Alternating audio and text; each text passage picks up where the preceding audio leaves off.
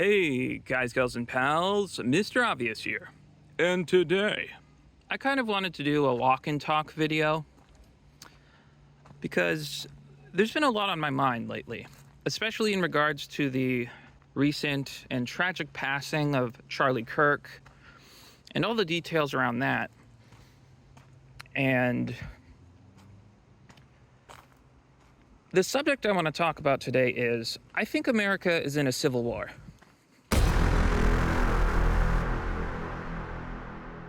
Now, I know a lot of people think the concept of a civil war is a little bit silly.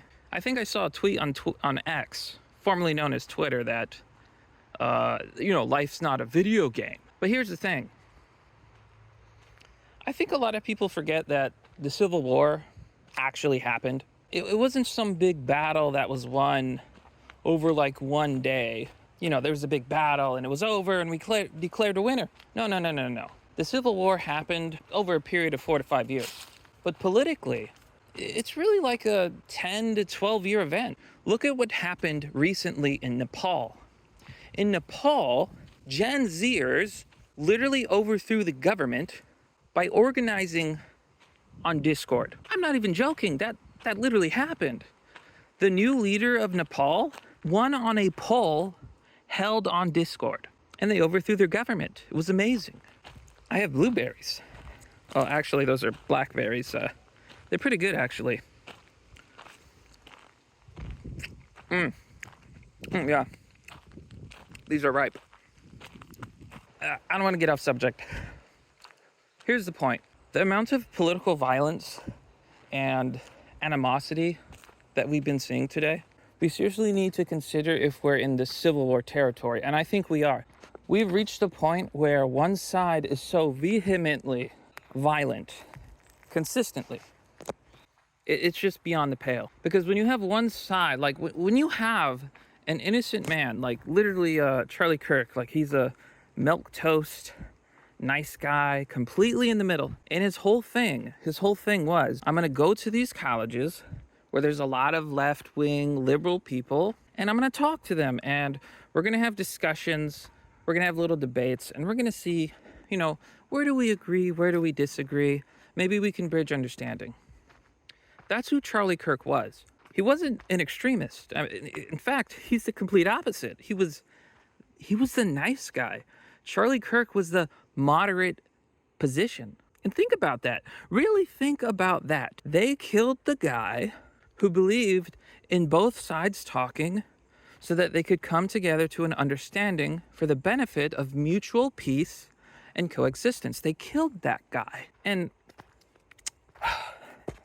it really bothers me that, they'll make the argument like, oh, he was extreme. He was a bad guy. He was like an Igbo Batsy man or whatever. But the truth is he wasn't. Most of the things that I've seen like leftists on X, formerly known as Twitter, say about Charlie Kirk, well, they turned out not to be true at all.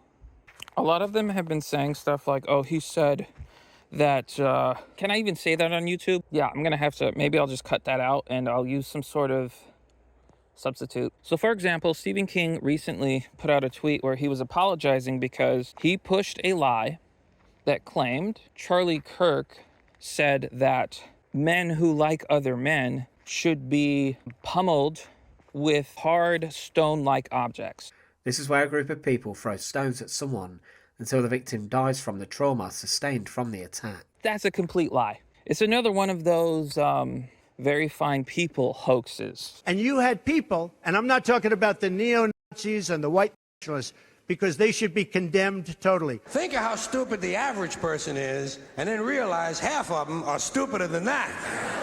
Turns out, he didn't actually say that. He didn't say that anybody should be harmed. What he said was, in the context of like the Bible and how he basically disagrees with it. In fact, if you actually look into Charlie Kirk's content, there's a clip out there where he's actually talking to a guy who's like, well, I'm a Christian and, these homos have no place in our movement. And he was saying, that's dumb. That's not right. Secondly, let me ask you a question. Are you a Trump supporter? Yes, sir. So are you sickened that he had a gay man speak at his convention? Yes. then you're not a Trump supporter, my friend.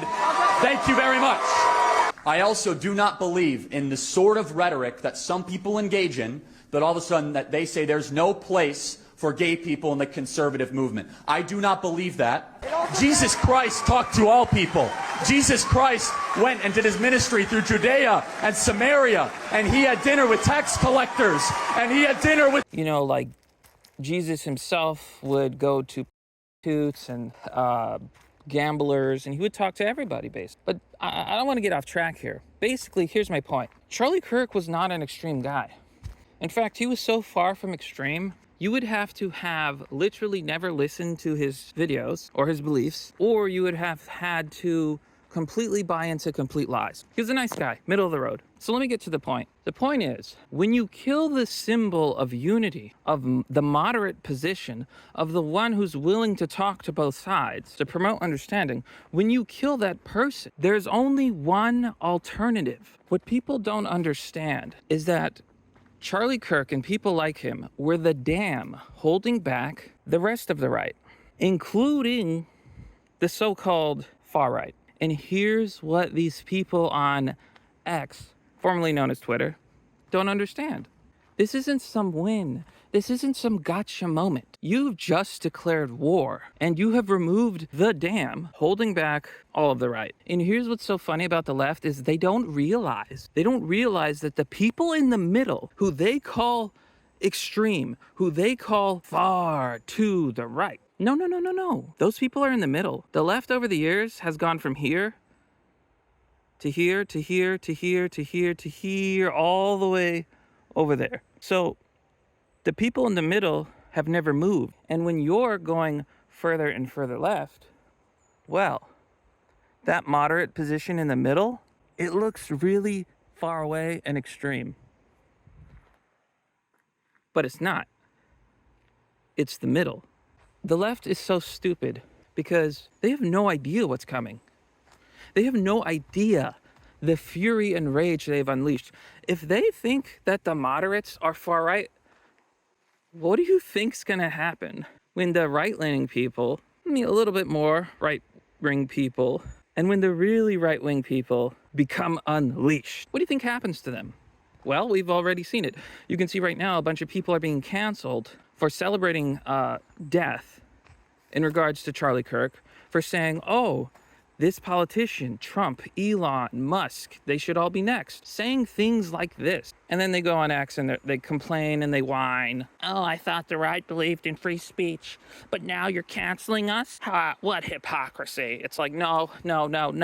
You're not being canceled for your opinions. You're being canceled because you're advocating for violent things, okay? It's a very different thing to be like, oh my God, this person said a slur like 10 years ago and we gotta cancel him. Or this person has an edgy taste or an edgy like, or, oh, we gotta cancel them. It's like, no, it's very different to ban an opinion and cancel them, and then cancel someone over being like, oh yeah, I'm so glad that innocent man died on live TV in front of his small daughter. And by the way, I learned this. His daughter and his family were in the crowd.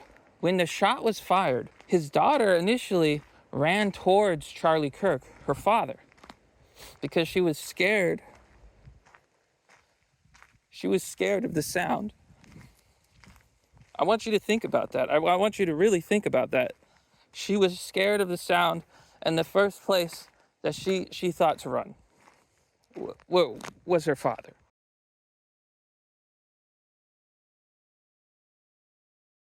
I just want you to let that reality sink in for a moment, because it's beyond words. Here's the reality, folks.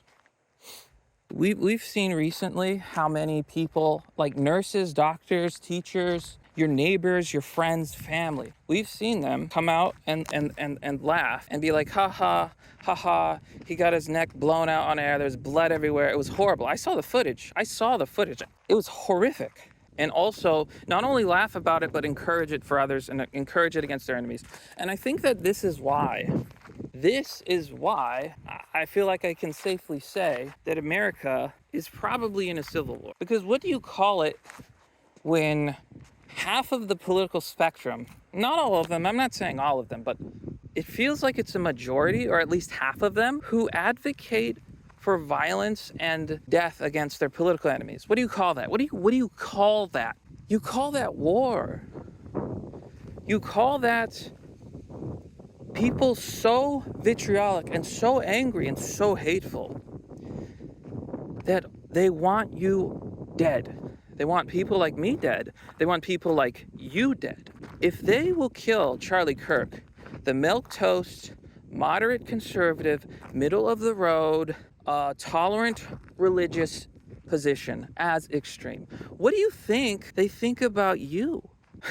Forget about me. Forget about other political speakers. If Charlie Kirk is far right, every man, woman, and child who doesn't have extreme, woke, insane views, all of them, every normal person, every everyday citizen is extreme to them. And if they'll kill Charlie, do you really think they won't do it to you? So when I say things like, I think that we're in Civil War territory, it's not hyperbole. It's not, hello. It's not an exaggeration. It's a recognition of the pattern of behavior. And what do I mean by that? Well, when you have a political side that has preached violence, and again, we've seen it so many times. Trump was attacked on stage. That's actually a good point.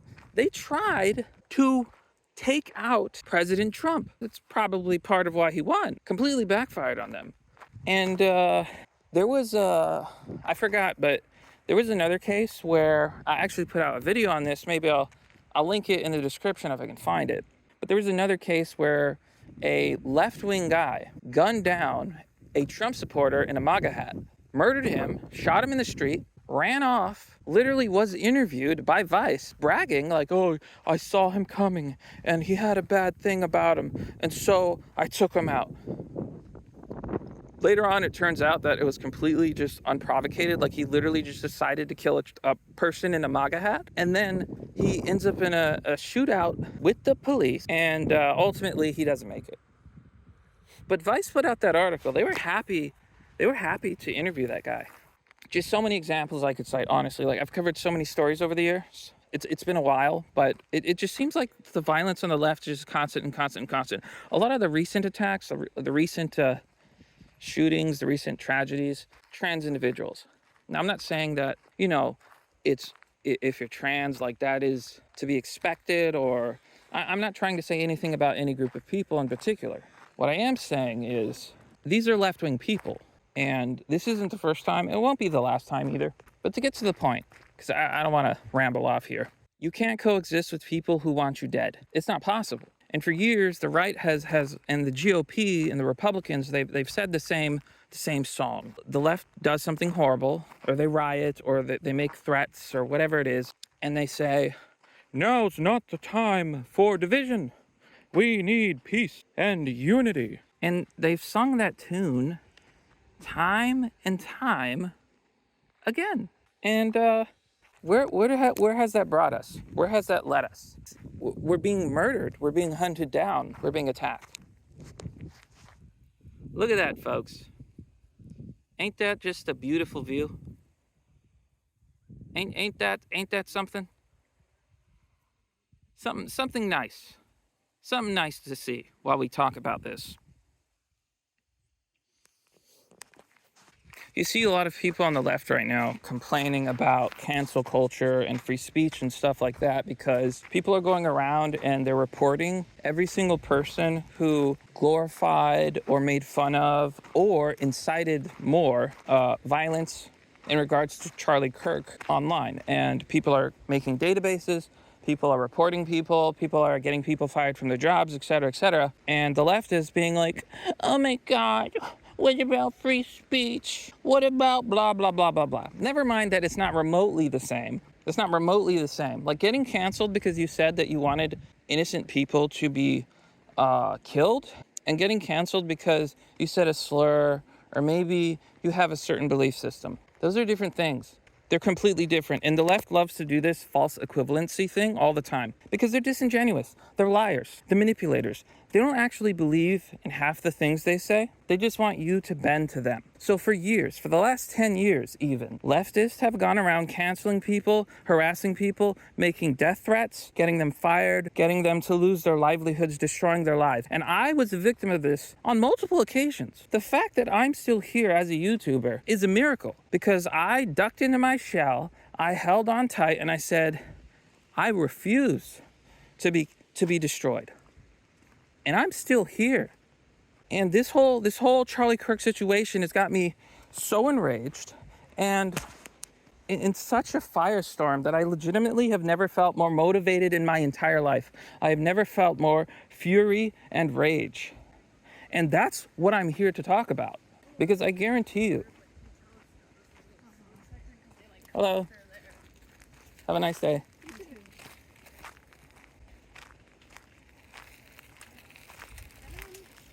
I guarantee you that I am not the only person that feels this way.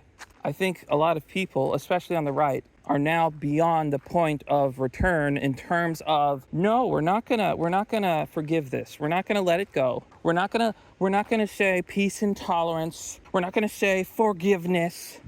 Absolutely not. We're beyond that now.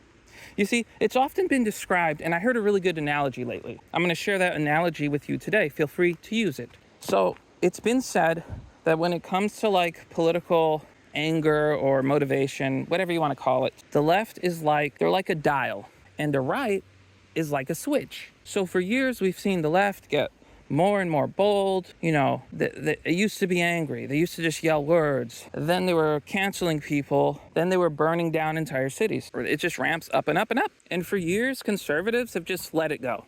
They've allowed themselves to be victimized because every time the GOP says peace and unity. How do you have unity with people who want you dead? Trick question, you don't. That's not how it works. The days of right-wingers just laying down and taking it, the days of conservatives just laying down and taking it, the days of like the left being able to go around and harm people, harass people, and get away with things like they have for so many years, especially on platforms like Twitch. You've got people like Hassan Piker calling for violence, saying people should have be torn to shreds and have their stomachs gutted out, being openly advocating for violence on Twitch, going unbanned and unpunished. And other people like Destiny, who also was advocating violence, and oh my, it's a huge rabbit hole of him. I don't even want to get into it. That dude should be in prison. What I'm saying is, the days of the right just staying there and taking it is over. Because the left is a dial, ramps up and up and up, and the right is a switch. The switch is off. Guess what? The switch has been flipped. The switch has been flipped, and now there is no going back. You know, it's often been said that when left-wing people are angry and they rise up and they burn down entire cities. Well, I got something to tell you. When right-wingers rise up, they conquer and decimate entire continents. So I want you to think about that, because this is what it is. I'm not just talking about some culture war. I think that we're in a civil war, and I guarantee you it will get worse. Right now, I don't think the problem is that conservatives are going around canceling people, glorifying violence. I don't think that's the problem. Right now, I think the problem is that the left still doesn't get it. I saw people laughing about this. Haha, they're just going around laughing, like canceling teachers. And, when we protest, we burn cities. Like that's a good thing or something. But I don't think they understand. That is not the only thing that will come of this. That is just the beginning.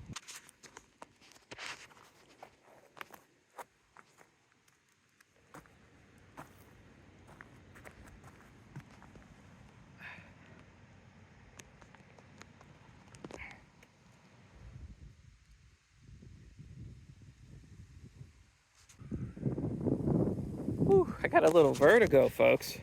It's a little scary. Look at that view, huh? Look at that view. So I'm over here, and the way back to shore is all the way over there. So, let's try and walk back here. I'm gonna have to focus on this so I don't fall. We'll we'll make our way back to the forest. So here's the point I want to ultimately make, folks. Anybody who thinks that Charlie Kirk being murdered or killed is some massive W or cultural victory or something to laugh about, anybody who thinks that this was a good thing for the left, you are the stupidest person who has ever lived. Because this was the greatest mistake, the biggest error, the stupidest thing that anybody could have ever done, politically or otherwise, if they wanted to win. Because you're about to see a resurgence of the right and conservatives and patriotic and American spirit and Christian spirit and conservative spirit and classical liberal spirit and libertarian spirit. Everybody is turning against you and is rising up. You're about to see a backlash that you've never seen before, because guess what? The flip has been switched. And now the right we finally stopped talking about, we have differences of opinion. I like Israel. I don't like them. Blah, blah, blah, blah, blah. High taxes, low taxes, borders, no borders, whatever. It's nobody cares. Because guess what? Right now, everybody's thinking one thing. Oh my God, they killed Charlie Kirk. And my friend who's a nurse was laughing about it and saying he deserved it. A nurse. And you've got to think to yourself, the next time that you are in the emergency room and the nurse is one of them, one of the woke, one of the tolerant left, and your life is on the line, what do you think they're going to do to you? You think they're going to save your life? You think they're going to pull the plug? You think they'll just stand by and they'll just let it happen?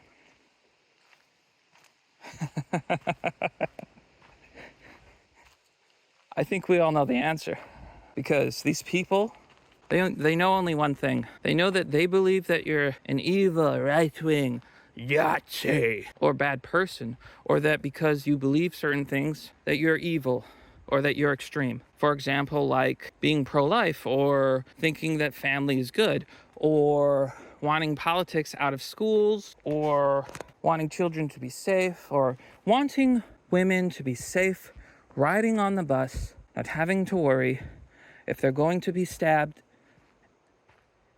to death. That's what the woke left considers the extreme position. But they're making a crucial error, because that extreme position, that's the position in the middle.